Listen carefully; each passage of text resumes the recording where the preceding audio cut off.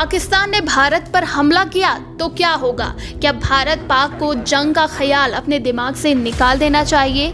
नमस्कार, आप देख रहे हैं कोरोना क्रॉनिकल्स। मैं हूं सोनिका ज्वाल।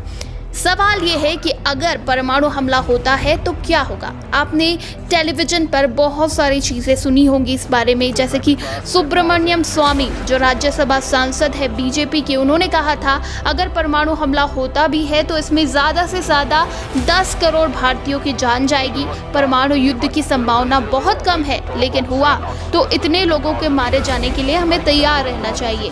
फिर भी हम 110 करोड़ की आबादी वाला देश बने रहेंगे, लेकिन जब हम जवाब देंगे तो पाकिस्तान खत्म हो जाएगा। वहीं पाकिस्तान के रक्षा मंत्री ने 2016 में कहा था टैक्टिकल वेपन्स जो है, जो हमने ये प्रोग्राम डेवलप किया है, ये अपनी हिफाजत के लिए हमने डेवलप किया है। हमने डिवाइसेस बनाए हैं, शो पीस की तरह तो नहीं रखेंगे, लेकिन अगर हमारी सलामती को खतरा हुआ तो हम नेस्तनाबूद कर देंगे उनको।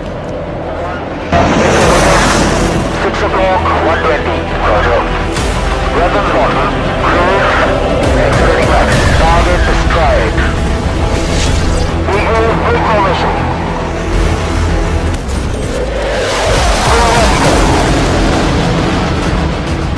Cross. Target destroyed. Healing up. Mission accomplished. वहीं पंजाब के सीमावर्ती गांव में एक सज्जन कहते हैं कि उनका कहना है कि पाकिस्तान पर हमला कर दो, हम अपनी छोटी मोटी दिक्कतें भूलने को तैयार हैं, बस एक बार उन्हें मज़ा चखा दो। भारत में एक धड़ा जोर शोर से ये आवाज़ उठा रहा है कि वो जंग चाहते हैं, जंग सही है। पाकिस्तान के ट्विटर ट्रेंड देखिए तो वहाँ भी कुछ ऐसा ही होता है, जंग पसंदों के झुंड के नारे लगने शुरू हो जाते हैं। लेकिन ये 1919 या 1939 का समय नहीं है। क्या ये लोग इस बात से वाकिफ नहीं है कि इस वक्त 2 परमाणु हथियार संपन्न देशों में जंग क्या कयामत ला सकती है? चलिए इस बारे में बात करते हैं। दोस्तों, हमने 20 जवान खोए, फिर रिस्क लेकर जवाब दिया। अच्छी प्लानिंग, अच्छा एग्जीक्यूशन, सबको बधाई, लेकिन आप दम साधिए और थम जाइए। इसके आगे युद्ध का माहौल मत बनाइए।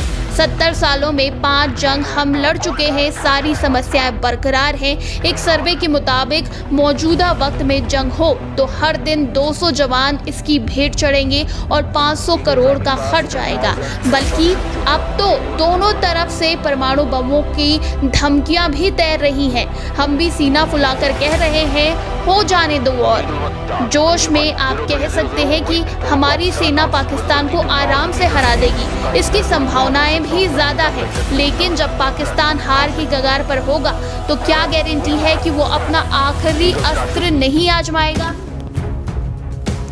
वो भी ऐसा देश जहां लोकतंत्र अब तक अस्थिर है, जहां पहली बार हुआ है कि लगातार दूसरी लोकतांत्रिक सरकार चुनी गई हो और जहां सेना सरकार से बड़ी हैसियत रखती हो। वो मिलिट्री वॉर में आसानी से हार स्वीकार कर लेगा। हार की खींच में एक बर्बाद होता देश परमाणु हथियार का इस्तेमाल कर बैठा तो ये फैसला जब भी लिया जाएगा इंसान के दिमाग की उपज ही होगा। और हारते हुए इंसान के दिमाग पर हताशा सवार होती है, वो कुछ भी कर सकता है। आप कह सकते हैं कि फिर भी हम भी न्यूक्लियर बॉम्ब मारेंगे, लेकिन क्या ये बच्चों का खेल है? परमाणु बॉम्ब का इस्तेमाल हुआ तो क्या होगा, चलिए ये भी जान लेते हैं। जो ज़्यादा नहीं जानते वो जान ले, परमाणु बमों के बारे में एक्यूरेट जानकारी किसी के पास नहीं, ये खुफिया चीज़ें होती है। लेकिन बहुत सारे एकेडमिक और युद्ध विरोधी संस्थाएं इस विषय पर रिसर्च करती ही रहती है। भारत और पाकिस्तान का हर न्यूक्लियर बॉम्ब करीब 15 किलो टन का है। ऐसा ही एक बॉम्ब अमेरिका ने हिरोशिमा पर गिराया था, जिसका असर बरसों तक रहा था। अगर किसी युद्ध में दोनों तरफ से मिलाकर 100 बॉम्ब इस्तेमाल कर दिए जाए तो कम से कम 2.1 करोड़ लोग मारे जाएंगे। ऐसे 100 न्यूक्लियर बॉम्ब का इस्तेमाल धरती की आधी ओजोन लेयर खत्म कर सकता है, जिसके बाद पूरी दुनिया ऐसी बीमारियों की चपेट में आ जाएगी जिनके बारे में हम अंदाजा भी नहीं लगा सकते। पूरा एशिया काले धुएं के आगोश में समा जाएगा। ये धुआं कई सालों तक स्ट्रेटोस्फीयर में रहेगा और सूरज की रोशनी ठीक से धरती पर नहीं पहुंच पाएगी। पूरी दुनिया एक परमाणु शीत के चपेट में आ जाएगी।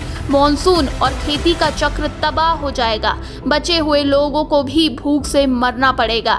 ये सारे अनुमान 2007 में 3 अमेरिकी यूनिवर्सिटीज के शोधकर्ताओं ने दिए थे। वहीं न्यूक्लियर हमले से जलवायु एकदम बदल जाएगी। 2 अरब लोगों को भूख से मरना पड़ेगा। फिजिशियंस की एक ग्लोबल संस्था ने ये बात 2013 में कही थी। इस संस्था का नाम international physicians for prevention of nuclear war है।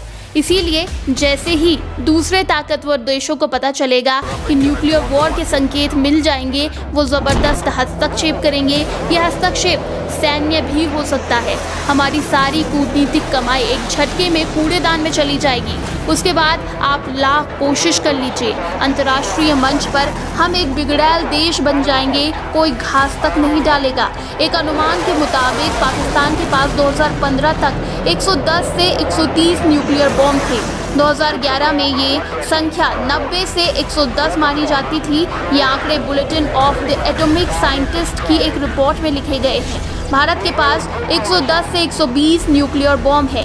Bulletin of the atomic scientist के मुताबिक पाकिस्तान के 66% न्यूक्लियर बॉम्ब बैलिस्टिक मिसाइल में लगाकर रखे गए हैं। भारत को ध्यान में रखकर ही पाकिस्तान ने हत्फ नाम का बैलिस्टिक मिसाइल सीरीज डेवलप किया है और कर रहा है। आप सोचिए कि इस दौर में युद्ध की कोई सीमा नहीं होगी।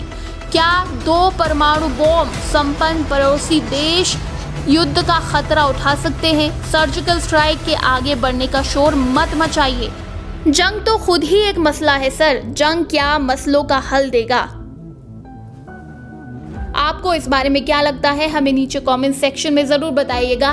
क्या भारत पाक का युद्ध होना चाहिए? आप इस बारे में क्या सोचते हैं? और इसी तरह के दूसरे वीडियोस के लिए सब्सक्राइब करें हमारे चैनल कोरोना क्रॉनिकल्स को।